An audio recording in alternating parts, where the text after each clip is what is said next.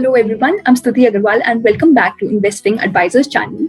So for today's video, we would be discussing about the different types of chart patterns that exist for technical analysis. So technical analysis is basically based on the price movement of a stock. As we know that there are two types of analysis that we can do. One is the technical analysis and then we have a fundamental analysis. So let's begin. We have two types of candlestick. One is a bullish candlestick and then we have a bearish candlestick.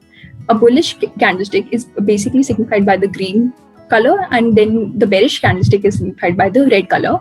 A bullish candlestick is when the price of the stock rose on a particular day. So when the opening is lesser than the closing price of the stock. So let's suppose that the stock is taking from 600 to 650 in one day, then a bullish candlestick would be formed. Exactly opposite is with the bearish candle. The opening price is more than the closing price in this case, and it is signified by red color. This basically signifies that the price of the stock fell on that particular day. A high and a low is signified by a small kind of wick on the candlestick. So this is a small snapshot that I took from ICICI Bank's chart. Basically, a accumulation of different candlesticks forms a chart pattern. So over here, I've used tradingview.com. You can also use investing.com for the technical analysis. So there are two types of chart patterns that exist. One is the continuation pattern and then we have the reversal pattern. For both of them, we have bullish pattern and a bearish pattern. A bullish pattern basically means that when the stock is expected to go up, then it is called a bullish pattern. And when the stock is expected to go down, then it is called a bearish pattern.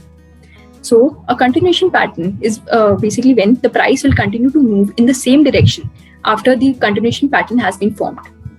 So over here, as you can see that the direction of the chart is intact. As the stock is rising, a small falling wedge has been formed over here and the stock would be rising back again.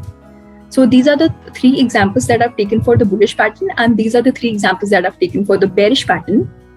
So for the bullish rectangle, as you can see that the stock is currently rising over here and then it has entered into an accumulation phase. So lower part of the consolidation phase is the stop loss. Below it, the pattern won't be valid and you are supposed to take an entry over here so that the stock can give you an up move to the target over here.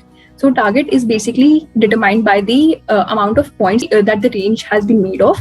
So let's suppose that there is a 100 points range. Let's suppose that this point over here is at 600, the price is at 600 and over here the price is at 50. So 650. So there is the difference of 50 points. Basically your target is then 700. That would be 650 plus 50.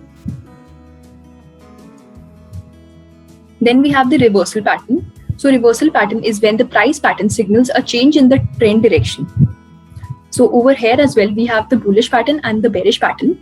So for the bearish pattern, this means that when the stock is rising, it has formed a double top over here and it would be changing its direction to falling. And so it would be falling ahead.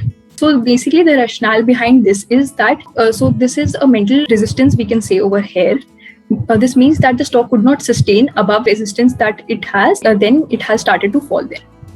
So over here, this is the neckline. This means that the amount of points that have covered from the top to the neckline would be the points that is your target, which it would be falling at. So let's suppose that the top is made at 600 and the neckline is at 550. So there is a gap of 50 points. So your target would be of 600, which is 650 minus 50. Exactly opposite is with the bullish pattern. So this is the double bottom that has been formed over here. Then we have inverse head and shoulder, and this is the head and shoulder. And then we have the rising wedge and the falling wedge. Over here, I've taken the frequently occurring patterns. First, we have the cup and handle pattern. So the cup and handle also has an inverse cup and handle, which is a bearish pattern. So cup and handle is basic continuation pattern. Here, as you can see that the stock was rising initially, then it made a cup and then a handle and then it would be rising again. The amount of target that we would be expecting out of it would be the base of the cup and then the starting of the handle. That would be the amount of target that we would be expecting over and above when the stock is at this price. Usually you would get to know about when the stock is going to rise. The stock would give you a breakout over here when the handle has been made over here, since you can see over here as well that the stock has risen quite significantly over here to give you a breakout. Then the second pattern which I would like to stress upon is the head and shoulder pattern.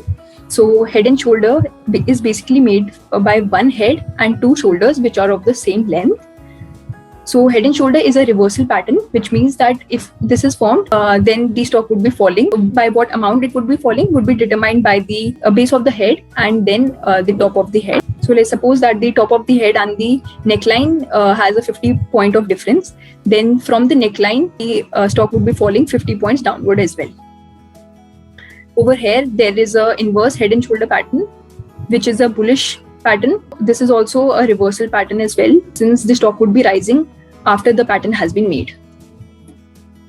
This is the third pattern that I would like to stress upon, which is double bottom and double top. It is also quite frequently found on a lot of charts. So double bottom is basically made when the first bottom and the second bottom are identical and at the same price. It basically means that there is, a sort of a mental support that the stock is having over here, and the stock would like to, bounce back again. So this is a bullish pattern, and it is also a reversal pattern that I've taken. This is double top formation, which is again a reversal pattern, but this is found at the top when the stock has been rising and has made two of the similar tops over here. As you can see that there is a first top and then we have the second top, and then the stock is expected to go down. So this becomes a bearish pattern. This is the last pattern that I would like to stress upon, which is a triangle pattern. Basically, there are three types. One is the ascending triangle, then we have a descending triangle, and then we have a symmetric triangle. Ascending triangle is basically a continuation pattern. So when a stock has been rising, it would rise back again. A descending triangle is also a continuation pattern. It is found basically when the stock is falling, then it would be making a descending triangle and then fall back again.